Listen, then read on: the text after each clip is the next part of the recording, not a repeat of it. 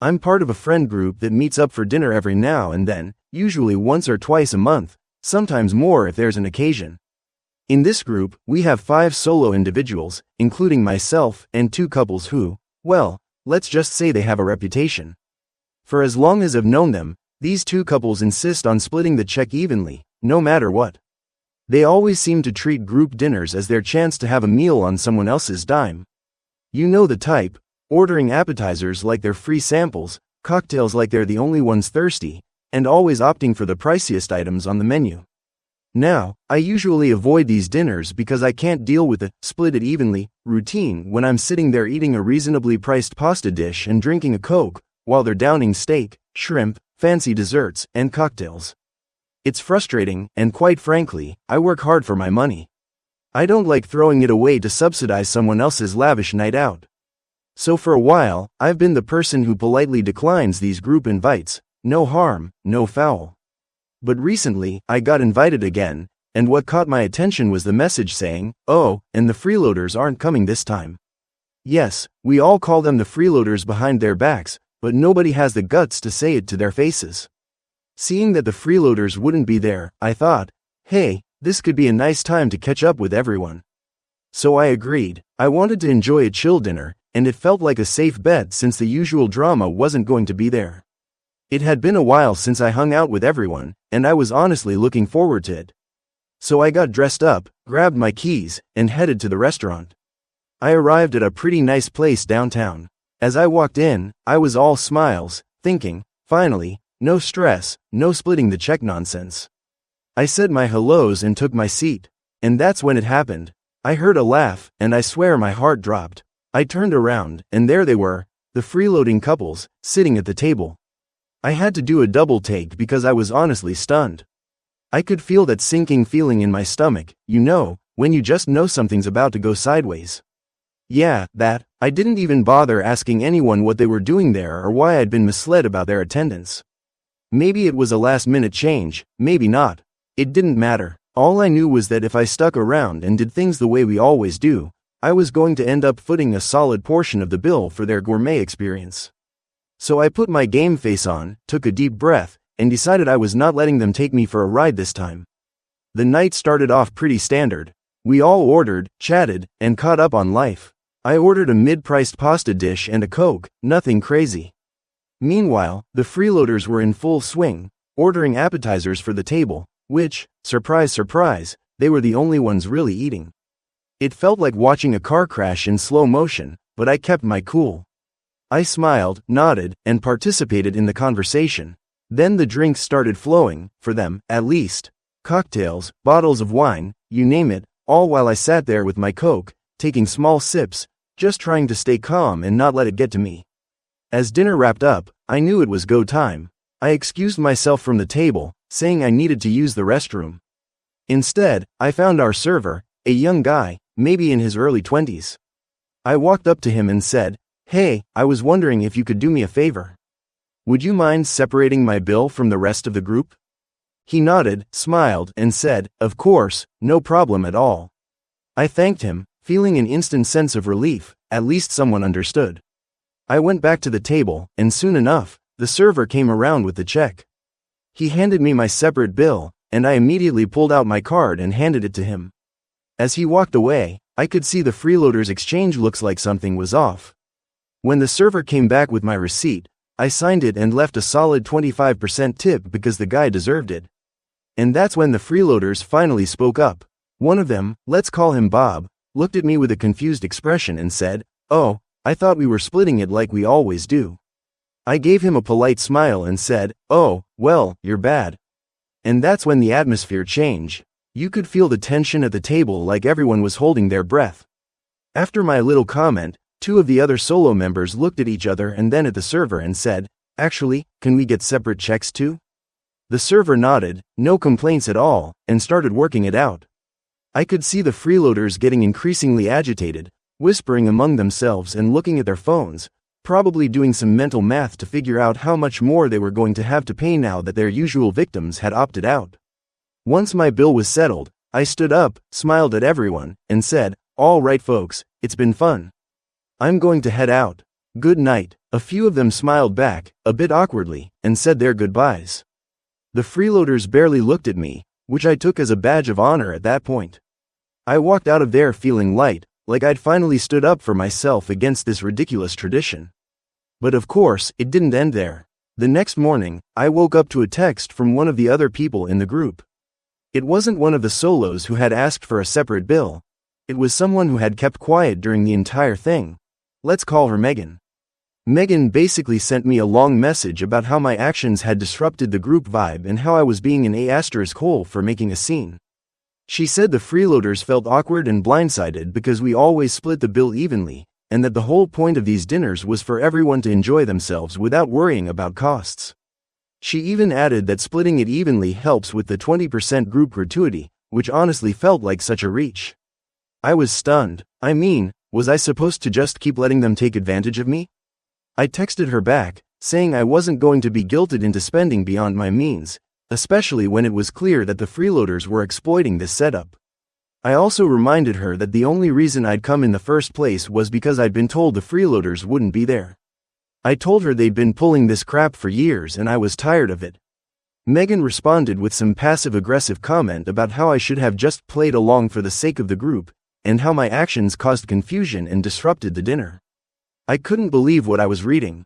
It wasn't like I stood up on my chair and shouted, "Separate checks for everyone." I literally just quietly handled my own bill and left. And here's the kicker.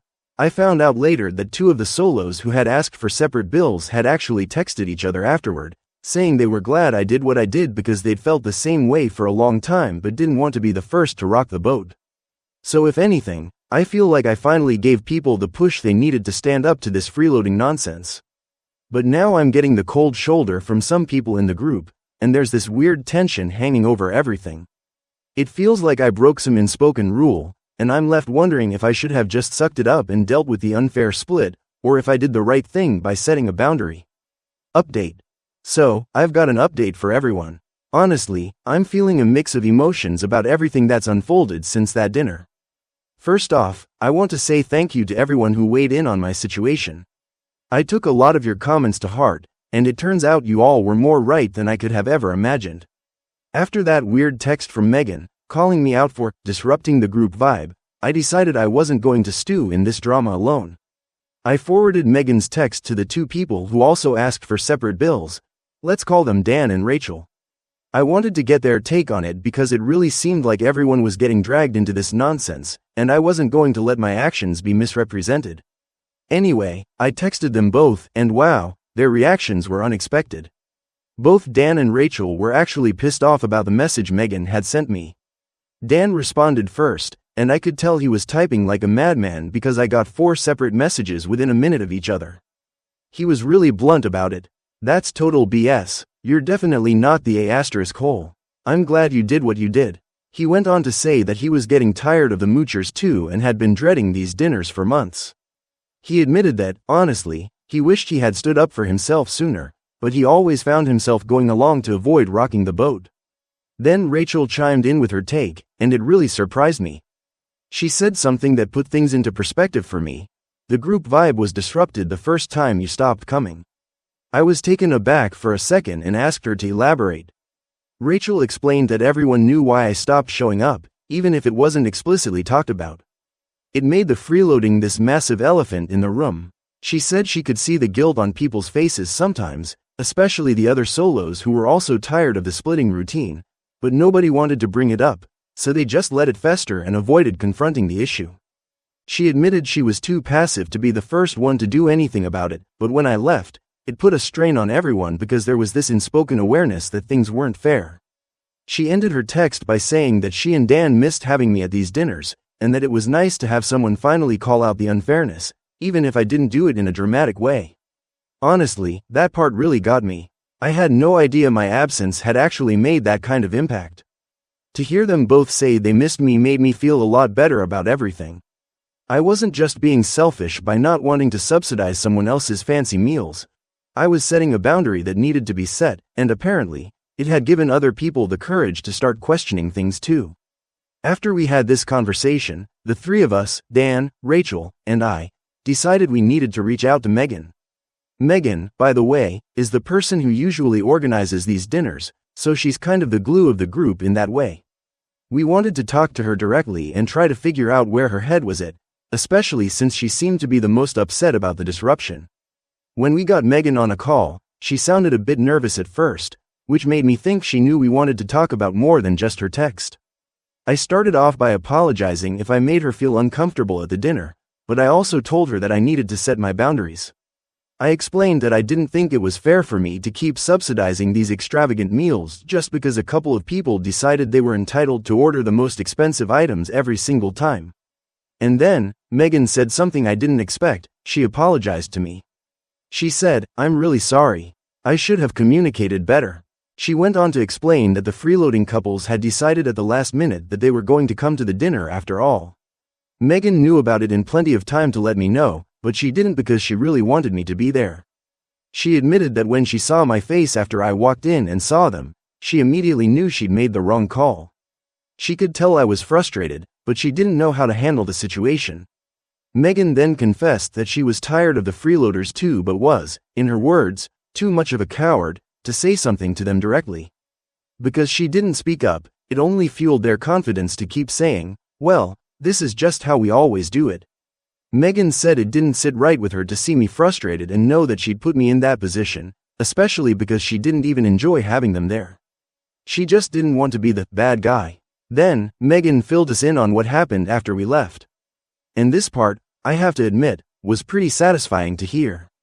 After I left, and then shortly after Dan and Rachel both left too, Megan said the tension at the table was very high. Apparently, once the server came back around, the remaining solos, who hadn't initially asked for separate checks, decided to go ahead and get separate bills as well. This didn't sit well with the freeloading couples, and they didn't even try to hide their frustration. Megan said they started grumbling about how this wasn't how we usually do it, and how splitting the bill evenly was just easier for everyone. But that's not even the best part. The freeloaders actually tried to justify their behavior. They went on a spiel about how they have more expenses than the rest of us, and that we should be willing to help them have a little joy in their lives by splitting things evenly. Can you believe that? Megan said they were acting like we were all being heartless for not wanting to pay for their luxurious dinner habits. One of them even said, "Wouldn't it be hard for you to help us from time to time?" Megan told us she wanted to snap back but didn't. The conclusion of this story revolves around the importance of setting boundaries and recognizing when group dynamics have become unhealthy. The protagonist initially wrestles with feelings of guilt for disrupting what had become a toxic norm, evenly splitting a bill, despite unequal spending. By taking a stand, he not only liberated himself from the freeloaders but also gave others the courage to speak up about their discomfort with the long-standing tradition. Megan's eventual apology highlights how people can feel trapped in maintaining harmony, even at the expense of fairness, while the freeloading couples serve as a reminder of how entitled behavior can thrive when left unchecked. The story's resolution underscores a key lesson. Sometimes, doing the right thing may ruffle feathers and create temporary discomfort, but it also opens the door for healthier, more authentic relationships. It's a reminder that personal boundaries should be respected, and real friendship isn't built on exploitation.